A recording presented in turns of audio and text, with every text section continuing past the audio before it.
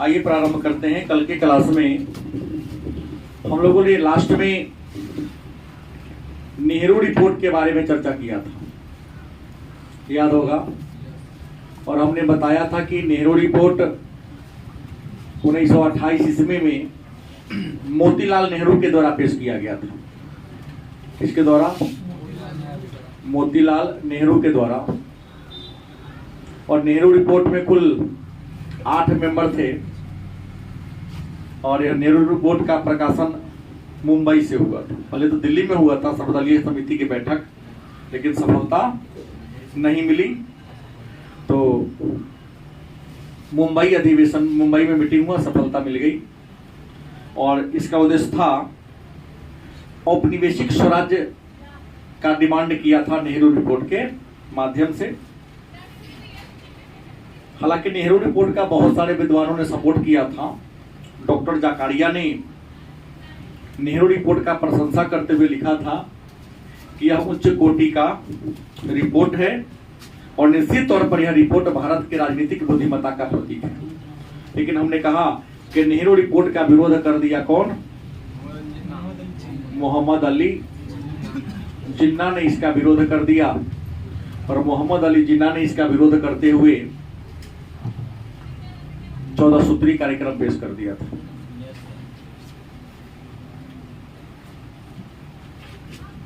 आपसी सामंजस्य न होने के कारण अंग्रेज इस बात को समझ गया कि भारतीयों में एकता कदापि संभव नहीं है। ये लोग आपस में ही लड़ने झगड़ने वाले लोग हैं। इनको और डिवाइड एंड रूल की पॉलिसी के तहत कुछ वर्षों तक घुमाया फिराया जा सकता है। यही बात है ना। अब यहाँ एक नया टॉपिक आता है हमारे यहाँ। हम स्वराज प्रस्ताव के बारे में चर्चा करेंगे। स्वराज प्रस्ताव। हालांकि कांग्रेस के अधिवेशन में सबसे पहले स्वराज का जो प्रस्ताव था 1906 ईस्वी में जो कांग्रेस का अधिवेशन हुआ था, उसमें दादा भाई नौरोजी के द्वारा पेश किया गया था। क्या 1906 में ही। लेकिन स्वराज को एक विधेयक के रूप में पेश करने का काम कांग्रेस पार्टी के लाहौर अधिवेशन में 1929 में। यह अधिवेशन लाहौर में रावी नदी के किनारे पर हुआ था। और इस अधिवेशन में कांग्रेस पार्टी ने अंग्रेजी सरकार के सामने एक प्रस्ताव रखा कि हमारा उद्देश्य औपनिवेशिक स्वराज नहीं, पूर्ण स्वराज होगा। क्या जी? तो अभी तक ब्रिटिश सरकार से कांग्रेस पार्टी अपने अधिवेशन के माध्यम से औपनिवेशिक स्वराज्य की स्थापना करना डिमांड कर रही थी कि हम आप ही का उपनिवेश रहेंगे, आप ही का गुलाम रहेंगे, आपके नियंत्रण में ही रहेंगे, लेकिन शासन हम चलाएंगे। मतलब पहले डिमांड क्या था? औपनिवेशिक स्वराज्य। औपनिवेशिक स्वराज्य के स्थान पर पूर्ण स्वराज का डिमांड कर दिया कांग्रेस के लाहौर अधिवेशन में। इस लाहौर अधिवेशन के अध्यक्ष कौन थे? तो आपको पता है, पंडित नेहरू। और इसी लाहौर अधिवेशन में पूर्ण स्वराज का प्रस्ताव पारित करते हुए सर्वसम्मति से यह निर्णय लिया गया था कि हम लोग अगले वर्ष अर्थात 1930 में अधिवेशन कहाँ होगा? कराची में। कहाँ होगा? कराची में, जहां स्वाधीनता दिवस मनाएंगे।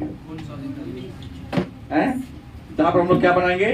स्वाधीनता या स्वतंत्रता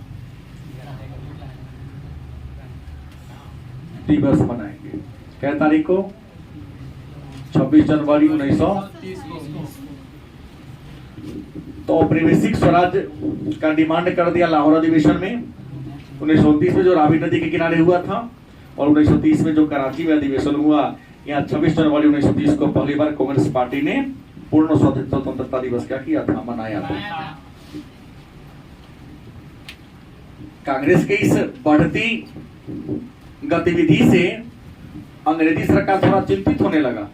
उसे लगा कि शायद अब कांग्रेस की दिशा भी बदल रही है, क्योंकि आप सभी पहले से जानते हैं कि कांग्रेस की स्थापना 28 दिसंबर 1885 को बंबई में हुआ था, गोकुलदास तेजपाल संस्कृत विश्वविद्यालय में। हालांकि पूना में मीटिंग होना था, लेकिन प्लेग बीमारी फैल जाने के कारण पूना के जगह पर मुंबई को ट्रांसफर कर दिया गया और पहली अधिवेशन में मात्र 72 लोगों ने हिस्सा लिया था। बस समझ गए। और अंग्रेजों ने अपने सुरक्षा के लिए कांग्रेस की स्थापना किया था। कांग्रेस का मतलब लोगों का समूह होता है, लोगों का झुंड होता है। और ये जो कांग्रेस शब्द है अमेरिका से लिया गया है, क्योंकि अमेरिका के पार्लियामेंट को कांग्रेस कहते हैं। तो अंग्रेज ने कांग्रेस की स्थापना सेफ्टी वाल्व के रूप में किया था। प्रेशर कुकर में खाना पका तो हैंडल के नीचे होता है सेफ्टी वाल्व। ज्यादा अगर गैस के अंदर प्रेशर, कुकर के अंदर प्रेशर बनेगा, गैस बनेगा, और यदि सीटी आपका काम नहीं कर रहा हो तो अपने आप फट जाएगा, टीयर निकल जाना शुरू हो जाता है। तो उसी प्रकार का सुरक्षा कवच के रूप में अंग्रेजों ने किया था कि भारत के लोग जब भी विद्रोह करेंगे तो उस विद्रोह को दबाने मैं नहीं जाऊंगा, कांग्रेस के वरिष्ठ लोगों के वहां पर क्या कर देंगे, भेज देंगे। अब बिना किसी खर्चा के, बिना किसी परेशानी के जाके लोग समझा बुझा देगा, मतलब सांप भी मर जाएगा, लाठी भी नहीं टूटेगी। इस प्रकार का घटनाक्रम यहाँ पर शुरू हो गया, चलने लगा। अब यहाँ पर एक बात मैं बता दूं कि स्वतंत्रता दिवस यहाँ मनाना शुरू कर दिया, पूर्ण स्वराज का डिमांड कर दिया सरकार। ब्रिटिश सरकार को लगा कि अब भारतीयों के मन में राष्ट्रीयता की भावना और क्या हो रही है, तेज हो रही है। कहीं न कहीं राष्ट्रीयता की भावना को हमें कमजोर करना पड़ेगा, और इंसान कमजोर और मजबूत होता है धन के कारण, क्योंकि लिखा है, नियम है, धनमेव बलम लोके, धनमेव बलम लोके। इस संसार में सबसे बड़ा बल जिसके पास धन है उसी के पास होता है, क्योंकि धन से हर चीज को खरीदा जा सकता है। अलग बात है कि आप कहेंगे सर अमुक चीज बिकाऊ नहीं है, लेकिन मैं कहता हूं उसके उचित कीमत नहीं देते इसलिए नहीं बिकता है। उचित कीमत देंगे तो हर कुछ बिकता है। जहां न्याय बिक सकता हो वहां आने की तो बात ही छोड़ दिया जाए। क्या तो प्रश्न है, हम तो विकास सत्य विकृति के उनके जो ग्रुप है उस पर मैंने देखा कि बिना परीक्षा दिए जब यूपीएससी क्रैक कर सकता है, न पीटी दिया न मुख्य परीक्षा दिया। लिखा है कि ओम बिरला जो लोकसभा अध्यक्ष उनकी बेटी आईएएस, हर बात में वो कहते पिताजी का आशीर्वाद से हम बने। असंभव कुछ है, जो कलेक्टर बन सकता है बिना परीक्षा दिए, तो छोटे मोटे दरोगा सिपाही के वैल्यू क्या है, तो बड़ी आसानी से किसी का हाथ फेरा जाकर बन जाएगा। आर्थिक हाथ पॉकेट मजबूत लेके आइए नौकरी। लेकिन यह 100% नहीं होता है, लेकिन 2% होता है, अपवाद उदाहरण नहीं होता है। तो हमने कहा कराची अधिवेशन में पूर्ण स्वतंत्रता की डिमांड कर दिया। अंग्रेजों को लगा कि अब कुछ हो रहा है। गांधी जी इधर 1920 के बाद राजनीतिक रूप से संन्यास धारण कर लिए थे और पुनः चिंतन मनन शोध कर रहे थे, गीता में गोता लगा रहे थे कि अब मुझे क्या दिमाग लगाना पड़ेगा। अंग्रेजों की नीति को देखा, कुछ घटनाक्रम को देखा, तो गांधी जी को पुनः लगा कि नहीं, मुझे एक बार और आंदोलन करने की क्या है जरूरत है। गांधी ने पुनः कांग्रेस के सामने एक नया प्रस्ताव लेकर गया, उसका नाम था सविनय अवज्ञा। सविनय, स माने साथ, विनय आदर, मतलब सविनय, विनय के साथ आपके बातों को हम क्या करेंगे, स्वीकार नहीं करेंगे। आपके कानून को हम क्या करेंगे, नहीं मानेंगे। नहीं, बड़ी विनम्रता से आपके द्वारा बनाए गए कानून का हम विरोध करेंगे, और ऐसा ही आंदोलन करने का प्रयास किया। और आपको बता दें, इस आंदोलन को शुरू करने के लिए सबसे बड़ा रीजन था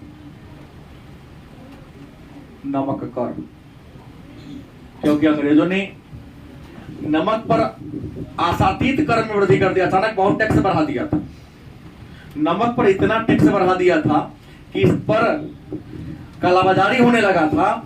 और हमारे कथा के जादूगर, उपन्यास के सम्राट क्या जी, मुंशी प्रेमचंद्र ने एक उपन्यास लिखा है, नमक का दरोगा। नमक का दारोगा, ये मुंशी प्रेमचंद्र के द्वारा लिखा गया उपन्यास है।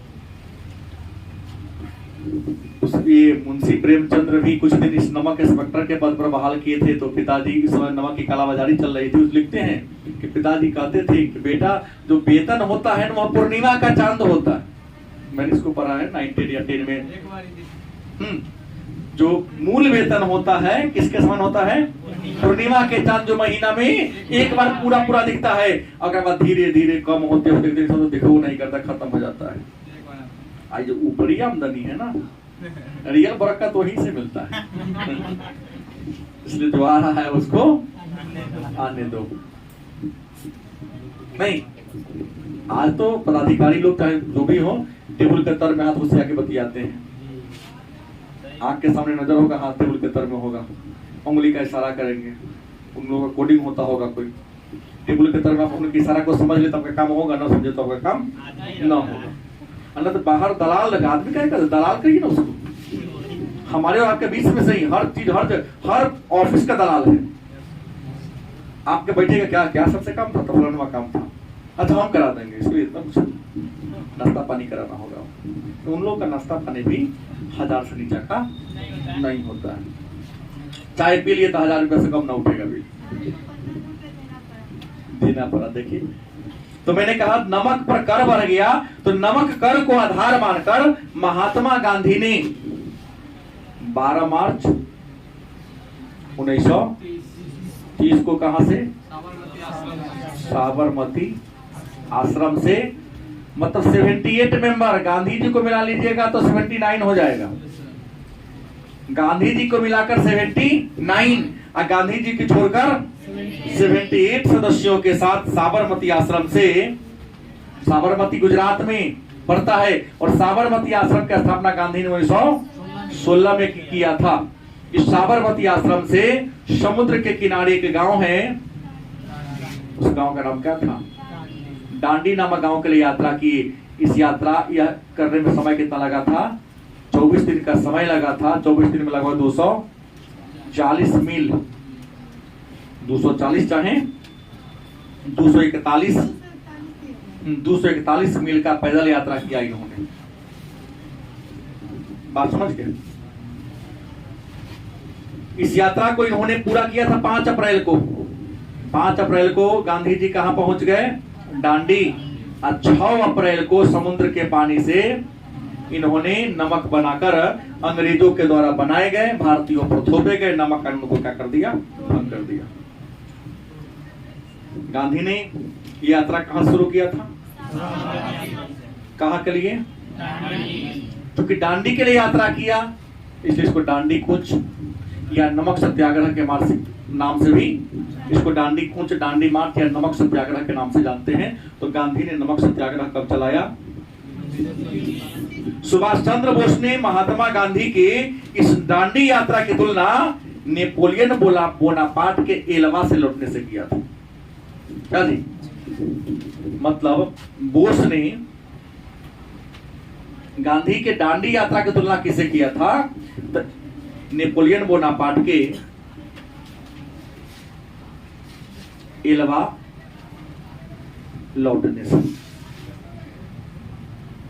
ऐसा यह नाम इन्होंने दे दिया।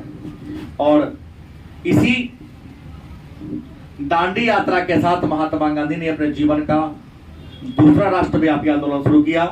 उस दूसरा राष्ट्रव्यापी आंदोलन का नाम है सविनय अवज्ञा आंदोलन। क्या नाम है? सविनय अवज्ञा आंदोलन। दांडी यात्रा से किया था सविनय अवज्ञा। मतलब विनय के साथ आपके आदेश की हम क्या करेंगे, अवहेलना करेंगे। अब प्रश्न है कि सविनय अवज्ञा आंदोलन में गांधी ने क्या कार्यक्रम प्रस्तुत किया था, मतलब सविनय अवज्ञा आंदोलन का कार्यक्रम क्या था, गांधी ने क्या विचार रखा था। तो गांधी ने कहा था कि हर गांव में नमक कानून को तोड़ा जाए। सविनय अवज्ञा आंदोलन का पहला कार्यक्रम क्या था कि हर गांव में नमक कानून को तोड़ा जाए। दूसरा, शराब, अफीम और विदेशी कपड़ा के दुकान पर क्या दिया जाए, धरना दिया जाए।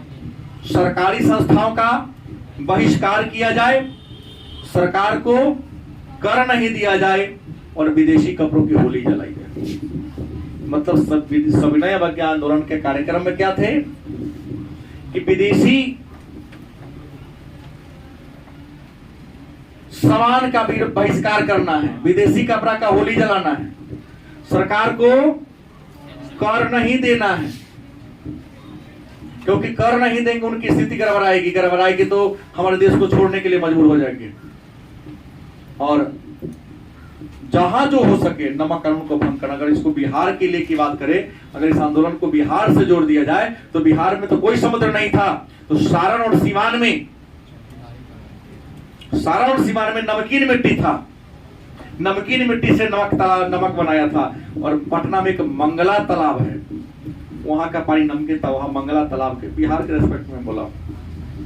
हालांकि बिहार पर ही तो ज्यादा समझ में आएगा उसको। बिहार में पटना में मंगला तालाब का पानी नमकीन था, उस नमकीन तालाब के पानी से नमक बनाया था। और इस समय हाँ वो है अभी। और चौकीदारी कर नहीं दो आंदोलन यहाँ चलाया गया था और छपरा जेल के कैदियों ने नंगा विद्रोह कर दिया था। कहा कि ना विदेशी कपड़ा हम नहीं पहनेंगे, कपड़ा खोल के लंगटे रखने लगा। तो कि नहीं, सबको खादी का कपड़ा दो। मुजफ्फरपुर में लोटा विद्रोह कर दिया था, फुलहा वाला लोटा मिलता था, हाथ में लोटा लेके उसी से लगा मारा मारी करने। सबको फुलहा लोटा वापस लिया गया और उसके जगह पर एल्युमिनियम वाला लोटा दिया, सॉरी हाँ एल्युमिनियम का लोटा देना शुरू कर दिया। बिहार से जुड़ा हुआ है। जब आप बीपीएससी करेंगे तो वही सबको ज्वाइंट लेके लिखना पड़ता है। बिहार के बारे में तो केवल बिहार वाला मुद्दा लिखना पड़ेगा। बिहार भी कर नहीं दो, ये शुरू किया गया। आंदोलन बड़ा उग्र हो गया, बड़ा तेज हो गया। यह आंदोलन 12 मार्च को शुरू हुआ। इतना तेज हुआ कि 4 मई को क्या किया गया, 4 मई को 1930 को गांधी को गिरफ्तार करके गांधी को जेल में डाल दिया गया। सविनय अवज्ञा आंदोलन के दौरान गांधी जी को 4 मई को क्या कर लिया गया, गिरफ्तार करके जेल में डाल दिया गया। इस आंदोलन के दौरान महिलाओं ने शराब के दुकान पर धरना दिया। संपूर्ण देश में पुरुषों ने विदेशी कपड़ा की होली जलाई। सरकारी संस्था चाहे संस्था किसी प्रकार का क्यों नहीं, लोगों ने क्या कर दिया, बहिष्कार कर दिया। और महात्मा गांधी ने विरोध के प्रतीक के रूप में क्या कर लिया था, नमक को चुन लिया था।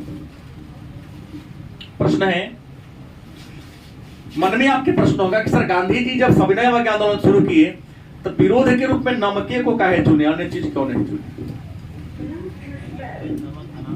तो नमक इसलिए चुना कि नमक प्रतिदिन उपयोग में होने वाली वस्तु है। गलत सही? कितना भी तेल मसाला रख लो, पकवान बना लो, बिना नमक के पकवान का जो स्वाद है वह फीका पड़ जाता है। गांधी जी नमक को आधार मानकर लोगों में यह समझाना चाहते थे कि देखो अंग्रेज कितना अत्याचारी है, कि जीवन के लिए जो मूल चीज है उसको भी बकसना है, उसको भी दाम बढ़ा दिया। क्योंकि लोगों में जब तक क्रोध नहीं आएगी, नहीं जैसे कहा गया है ना कि किसी के प्रगति और उन्नति या अवनति में स्त्री का हाथ होता है। अच्छी मिल गई जो चाहोगे वहां पहुंच जाओगे, और कहीं बुरी मिल गई जहां वहां से नीचे चलाओगे, इसलिए दूर रहो।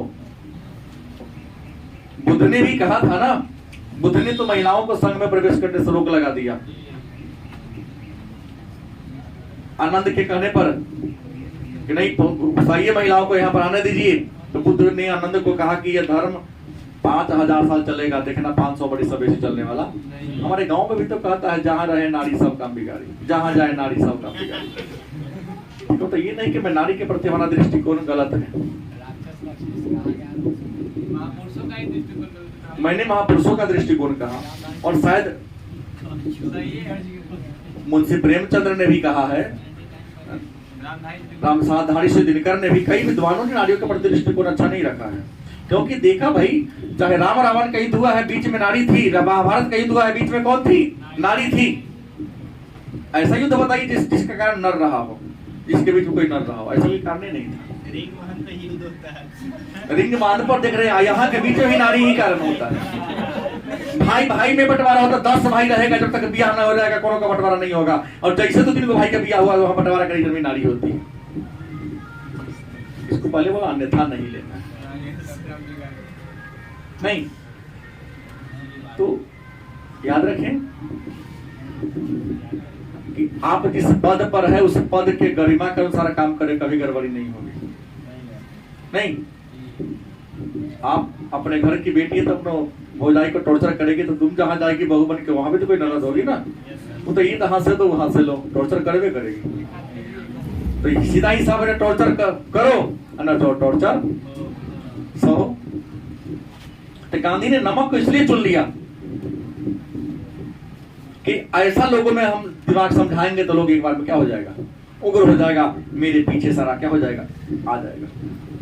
दूसरी बात, इस आंदोलन के समय गांधी सहित प्रमुख नेताओं को गिरफ्तार करके कहां बंद कर दिया गया? अलग अलग जेल में बंद कर दिया। हुआ कि एक ही जेल में नहीं, अलग अलग रखना है, बंद कर दिया गया। लेकिन आंदोलन को सफल बनाने में छोटे छोटे जो बालक थे, लड़का और लड़की, बालिका बहुत महत्वपूर्ण भूमिका निभाई। बालकों के सेना का नाम पड़ गया था बानरी सेना। बानरी सेना, लड़कियों के सेना का नाम था मंजरी सेना। तो बंदरी नहीं, मंजरी सेना। सोचा कि हमको सजी बानर कहे तो बंदी क्या होगा, नहीं, यहाँ बानरी सेना लड़कों के ग्रुप का नाम था, लड़कियों के ग्रुप का क्या नाम था? मंजरी सेना। इन बानरी सेना और मंजरी सेना ने खूब बढ़ चढ़कर हिस्सा लिया। इंदिरा गांधी थी इस समय, महत्वपूर्ण भूमिका निभाई थी यहाँ उन्होंने। अटल जी भी बानरी सेना में थे, क्योंकि दोनों को उम्र का ही डिफरेंस था, खूब आंदोलन में किए थे। लेकिन बच्चा को पकड़ के रखने को जेल ही नहीं था। इसका फायदा उत्पात बता के खूब किया करता था। आपको बता दें कि आंदोलन तेज इतना हो गया कि लोग कहता था कि भारतीयों ने यहां पर डरना छोड़ दिया, जेल भरो अभियान चलाना शुरू कर दिया। पुलिस पदाधिकारी जेल कहता, जेल में चलेंगे तो बिना कहले आगे होकर गाड़ी में बैठो, ले चलो, कौन जेल में रखेगा? जगह है तुम्हारे जेल में, तुम्हारे गाड़ी के औकात है के लिए चलने का। अंग्रेज अब जेल में बंद करना भी क्या कर दिया, छोड़ दिया। किसी ने दिमाग दिया, शायद सरकार चाह रही थी किसी तरह से यह आंदोलन बंद हो। आंदोलन के समय जो भारत में गवर्नर था उनका नाम था लॉर्ड इरविन। लॉर्ड इरविन इस समय भारत में गवर्नर जनरल थे। इंग्लैंड के जो पीएम थे उनका नाम था रैमजे मैकडोनाल्ड।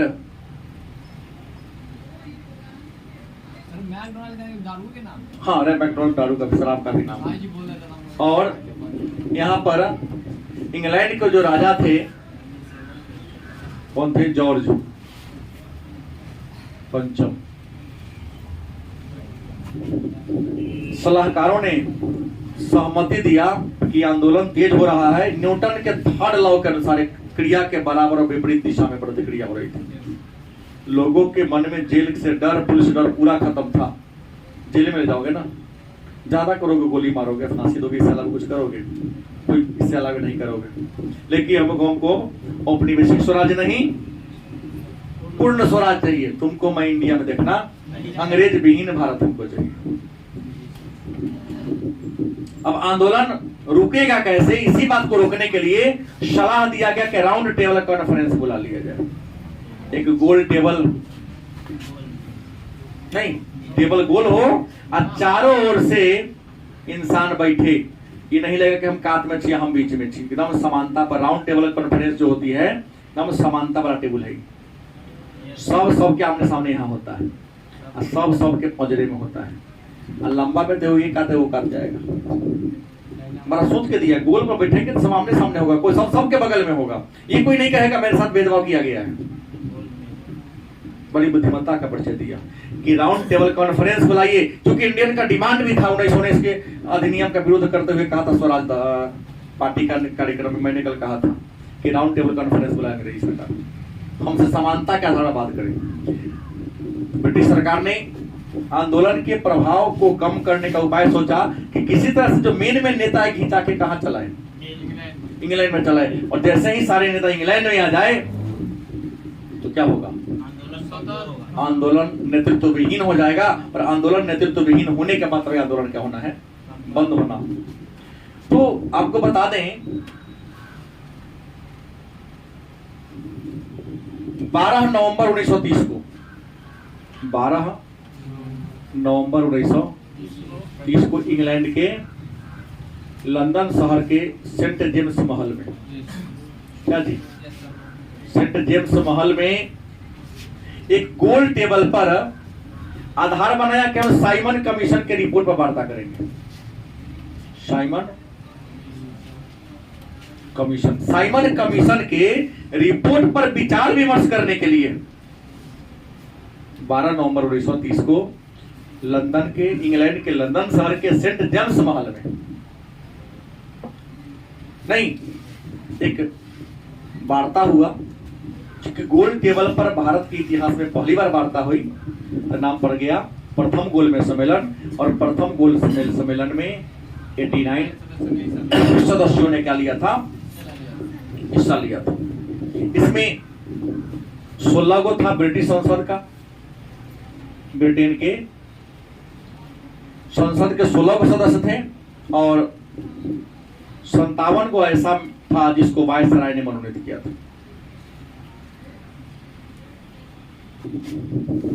ब्रिटिश पार्लियामेंट के 16 सदस्य थे यहाँ पर, 57 किसके, वायसराय मतलब गवर्नर जनरल के द्वारा नॉमिनेट करके भेज दिया गया। तो 57 16 कितना हुआ, 63। बाकी जो बचा तो इंडिया के अलग अलग राजनीतिक दल के प्रतिनिधि वहां पर क्या लिए थे, हिस्सा लिए थे। इस प्रथम गोलमेज सम्मेलन का बहिष्कार किसने किया, कांग्रेस ने क्या कर दिया, विरोध कर दिया था। कांग्रेस ने विरोध इसलिए कर दिया क्योंकि कांग्रेस की सहमति के बिना उसके सारे नेता कहां थे, जेल में थे। तो कांग्रेस ने इसका बहिष्कार कर दिया। बहिष्कार करते हुए प्रथम गोलमेज सम्मेलन में कांग्रेस के किसी नेता ने हिस्सा नहीं लिया। हिस्सा नहीं लेने के पीछे रीजन क्या था, सब जेल में था। मीटिंग शुरू हुई, मीटिंग का उद्देश्य था साइमन कमीशन के रिपोर्ट पर बहस करना, विचार विमर्श करना कि संविधान बढ़िया है, तुम लागू कर लो। लेकिन वहां तो कोई जाति के नाम पर, कोई धर्म के नाम, कोई क्षेत्र के नाम पर अपने अपने लिए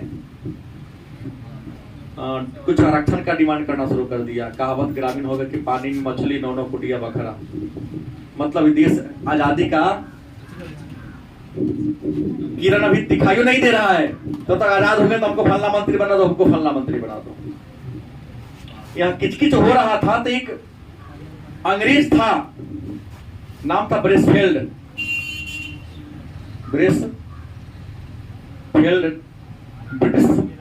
पार्लियामेंट का ही एक मेंबर था। वो अभी इस सेंट जेम्स महल में मौजूद थे। लोगों के किचकिच को सुनकर उसने कहा था कि इस गोलमेज सम्मेलन में, इस राउंड टेबल कॉन्फ्रेंस में भारत के महाराजा के प्रतिनिधि है, मतलब देशी रियासत के प्रतिनिधि है, सिख के प्रतिनिधि है, हरिजन के प्रतिनिधि है, जमींदार के प्रतिनिधि है, ईसाई के प्रतिनिधि है, हिंदू के प्रतिनिधि है। लेकिन रियल में भारत माता यहाँ पर नहीं है। राजा ने कहा था ये भारत माता का परिभाषा तुम क्या लेते हो। तो कहा कि भारत माता मतलब क्या, कांग्रेस। ऐसे भी दादी के बाद देवकांत बरुआ ने कह दिया था India is Indira and Indira is India. Devkant Barua ने कहा था 1971 के मध्यावधि चुनाव के बाद। तो मैं बता दूं कि कांग्रेस नहीं है, गोलमेज सम्मेलन क्या होता है, असफल हो जाता है। ब्रिटिश संसद ने, ब्रिटिश सरकार ने लॉर्ड इरविन पर दबाव डाला कि किसी तरह से कांग्रेस को इसमें इनवाइट किया जाए कि जब तक कांग्रेस यहां नहीं आएगी सम्मेलन सफल नहीं होगा। तो हुआ कि दूसरी बार गोलमेज सम्मेलन होगा। तो दूसरी बार गोलमेज सम्मेलन बुलाने से पहले हुआ कि कांग्रेस के प्रतिनिधि आना चाहिए। तो इस समय भारत के गवर्नर कौन थे? Lord Irwin. राजा के आदेश से लॉर्ड हटा दे, नहीं ठीक है हटा दिए, चलिए आपका माने तो मानेंगे। लॉर्ड माने राजा होता है क्या? मालिक होता है। इरविन था। तो मेरा कहना है कि इरविन जो था भारत के कांग्रेस के जितने भी प्रमुख नेता थे सबको जेल से क्या कर दिया? रिहा कर दिया। और उनसे रिक्वेस्ट किया कि आपको लंदन के में गोलमेज सम्मेलन में हिस्सा लेने के लिए क्या करना है? जाना है। बात समझ गए? हुआ कि जाना है तो हमको इससे क्या मतलब है? तो कहा कि नहीं, वहां जो राजा है क्राउन का आपको क्या है बुलाहट आया है, जाना है। गांधी जी कहे कि जाने के लिए हमें कोई दिक्कत नहीं है, लेकिन हमारी कुछ शर्तें हैं। नहीं कि जब आपके अनुसार मैं काम करूंगा, आप मेरे अनुसार काम किए नहीं तो हम आपके अनुसार काम करेंगे, तो हमारी कुछ मांगे हैं, चाहे वो मांगे उचित हो या अनुचित, हमारी मांग को मानो, मैं हिस्सा लेने को तैयार हूं। लॉर्ड इरविन पर प्रेशर बहुत ज्यादा था। तो 5 मार्च 1931 को लॉर्ड इरविन और गांधी के बीच दिल्ली में एक वार्ता हुआ, जिसको गांधी इरविन समझौता या दिल्ली वार्ता के नाम से जानते हैं। इस वार्ता में गांधी जी के सारे शर्तों को लॉर्ड इरविन ने क्या कर लिया? मान लिया। जब मान लिया तो महात्मा गांधी इस निर्णय के बाद गोलमेज सम्मेलन में भाग लेने के लिए राजी हो गए। और गांधी इरविन समझौता के बाद 1931 में इंग्लैंड के लंदन शहर में 7 सितंबर को दूसरा गोलमेज सम्मेलन क्या हो गया? प्रारंभ हो गया, बुला दिया गया। और आपको बता दें, दूसरा गोलमेज सम्मेलन में जाने से पहले गांधी ने सविनय अवज्ञा आंदोलन को क्या कर दिया था? बंद कर दिया था। और इस राजपूताना नामक जलयान से चढ़कर गया था गांधी जी। इसी में गांधी जी एगो धोती को पहनते थे, एगो लाठी लेके हाथ में चलते थे। वही राजा के जो भवन था बर्मिंघम पैलेस, उसके सीढ़ी पर लाठी लेकर चल रहे थे। इंग्लैंड का एक नेता था चर्चिल, और एक नेता थे बाद में पीएम बने, इन्होंने गांधी को अर्धनंगा फकीर कह दिया था। कहा कि अपने मन में लिखता है, उसने अपनी आत्मकथा में लिखा है कि मैं जब इस बूढ़ा को सीढ़ी पर चढ़ते देखा, थोड़ा खून खौल रहा था कि अभी इसको गोली मार के मंगवाते। कैसा भिखारी हमारे संसद में चला, इसको स्वागत किया ना, क्या है ये?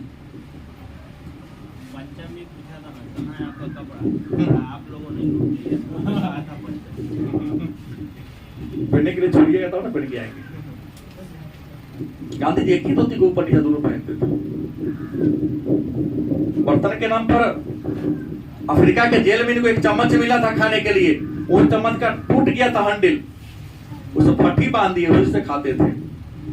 गांधी जी अपने साथ हमेशा बकरी रखते थे। हाँ, बकरी का दूध ही पीते थे। दूध गार के बांस के काड़ी, देखे काड़ी जानते हैं आप लोग, बांस के बीच वाला काट लो, पहले भैंसी उसी को गाय को दवा खिलाया जाता है, उसी काड़ी में बंद करके रखते थे, क्योंकि फटने उठने का डर नहीं था। जहां जाते रोटी दूध चार जो भी खाते ये करते हैं। तो लड़की इनके साथ हमेशा रहती थी, जिनको गांधी जी के बैसाखी कहा जाता था। गांधी जी के निजी सचिव कौन थे? महादेव देसाई। गांधी जी के सचिव कौन थे? महादेव देसाई। वही डिसीजन लेते थे कौन काम आपको क्या करना है, अपने कहाँ याद रखेंगे वो, क्या यहाँ जाना है, कल वहां जाना है, कार्यक्रम वही तय करता था, निजी सचिव था। तो हमने कहा गांधी जी वहां के जहाज पर चढ़ के गए, इनको अर्धनंगा फकीर कहा गया। और ये जो दूसरा गोलमेज सम्मेलन बुलाया गया, इस गोलमेज सम्मेलन को बुलाने का ही लक्ष्य था कि सविनय अवज्ञा आंदोलन के जो प्रभाव था उसको कम किया जाए, रोका जाए। सरकार आपके सारी बातों को मानने के लिए क्या है, तैयार थे। गांधी जी 7 सितंबर को चले और 12 सितंबर को लंदन पहुंच गए। लंदन पहुंचे और जब भवन में हॉल में मीटिंग हॉल में प्रवेश किए तो देखा कि सब बैठल है, जितना चोरवा चकवा सब था सब बैठा हुआ है। कोई जाति के नाम पर तो, कोई धर्म के नाम पर तो, कोई संप्रदाय के नाम पर। इंग्लैंड के राजा से ऐसे डिमांड कर रहा है कि जैसे भगवान है। इतना अच्छा बात कहा कि आप एक ही को धोती काहे पहनते, आप सब ले लिए तो रहे तब पहनेंगे। भाई जो कपड़ा छीन ले रहा हो, जो रोटी छीन के खा जा रहा हो, वो तो अपने वर्ग का कंगाल होगा, तो उसमें डिमांड क्या करो। लेकिन शिक्षा के अभाव में भारत के लोग अपने देश की आजादी से पहले उसे गिड़गिड़ा रहे थे कि महाराज हमको ये दिया जाए, हमको वो दिया जाए। गांधी जी वहां गए, बैठे थोड़ा देर, लेकिन बैठ कर क्या हो गए, पुनः खड़ा हो गए। कहा कि ये पार्टी, ये जो मीटिंग है, राष्ट्रवादियों का मीटिंग नहीं है, भारतीयों का मीटिंग नहीं है। इस मीटिंग में इंडिया के केवल स्वार्थी लोग बैठे हुए हैं, जो केवल और केवल अपने स्वार्थ की बात करते हैं। जहां स्वार्थी बैठा हो वहां केवल स्वार्थ हित की बात होगी, देश हित की बात कभी नहीं होगी। वहां से गांधी जी पुनः उठे, जहाज पर चढ़े, कहां पहुंच गए, इंडिया आ गए। गांधी लौटे, दूसरा गोलमेज सम्मेलन भी बिना किसी डिसीजन के असफल हो जाए, पर फेल हो गया। बकरी का नाम है निर्मला, बकरी का नाम। हाँ, हमने कहा कि गांधी जी यहाँ पर आए, पुनः सविनय अवज्ञा आंदोलन को क्या कर दिया, प्रारंभ कर दिए। पुनः अंग्रेजों ने 1932 में तीसरा गोलमेज सम्मेलन को क्या किया, प्रारंभ करने की घोषणा कर दिया। और तीसरा गोलमेज सम्मेलन 17 नवंबर 1932 को प्रारंभ हुआ।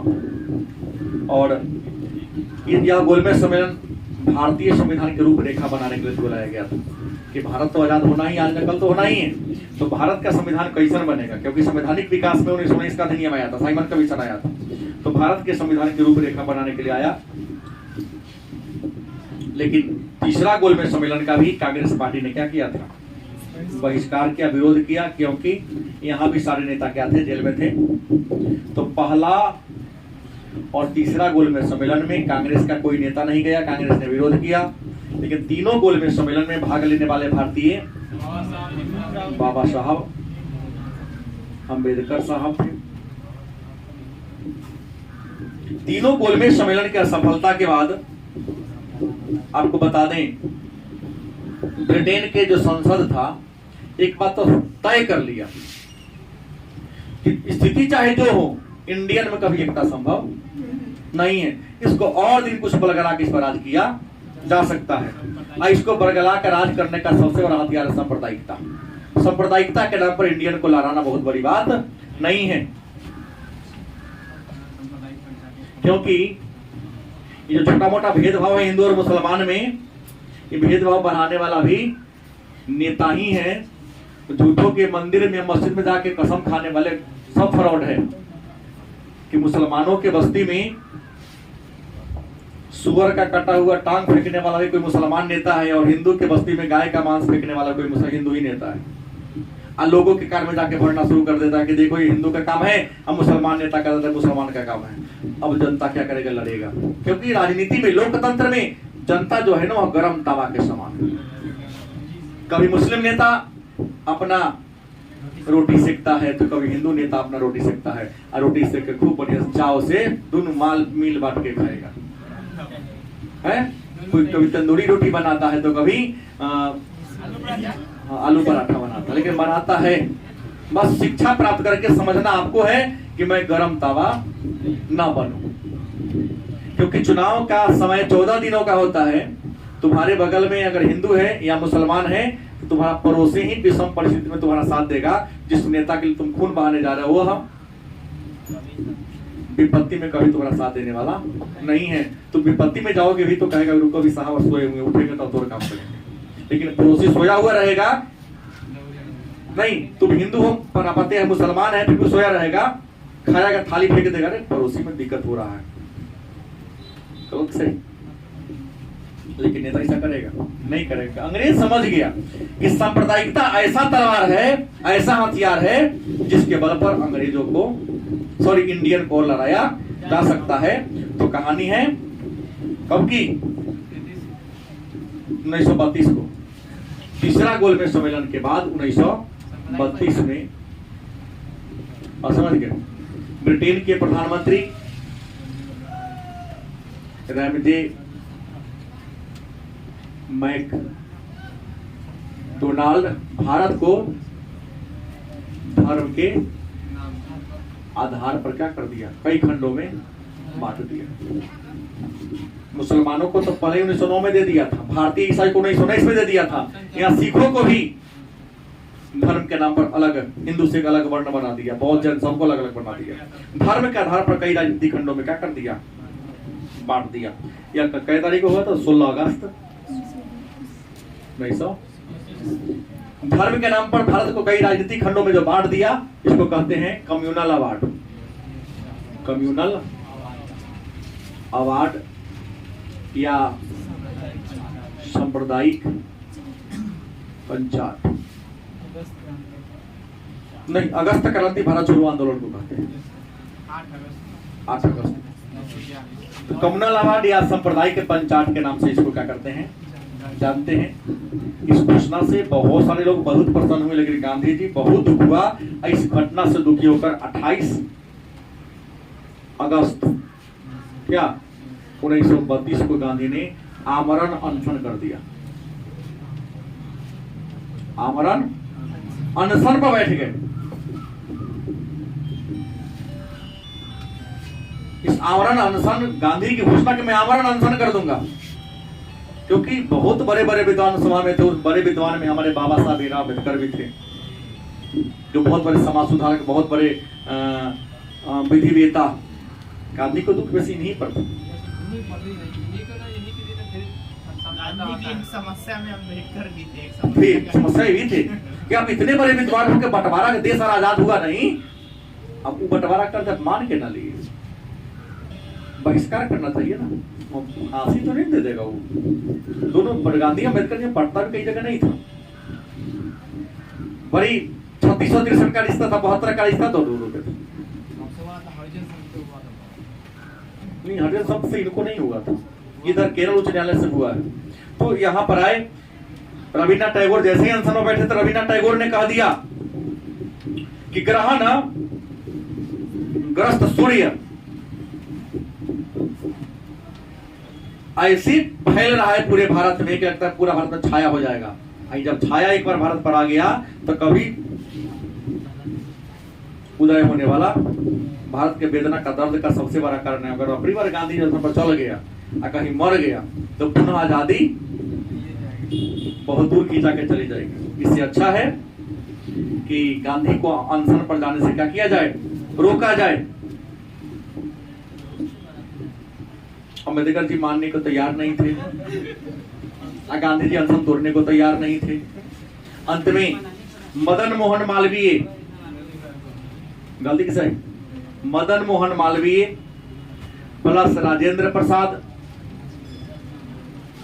प्लस राजा जी शॉर्ट नाम लिखला हूं, चक्रवर्ती राजगोपालाचारी, राजा जी, इन लोगों ने जबरदस्त प्रयास किया।